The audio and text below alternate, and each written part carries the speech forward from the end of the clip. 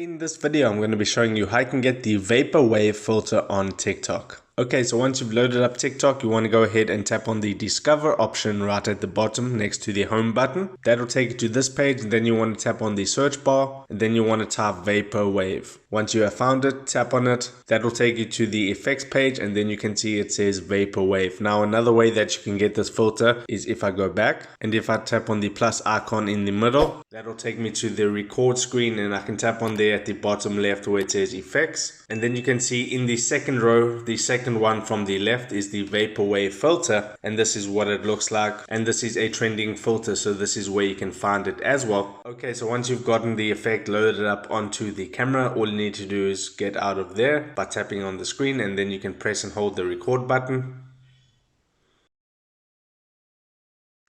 Take your video, and when you finish taking your video, you can tap on the tick mark, and then you can go ahead and upload that to your TikTok. So that is how you get the Vaporwave filter on TikTok. If this video helped you out, make sure to hit the like button and subscribe for more. Take care.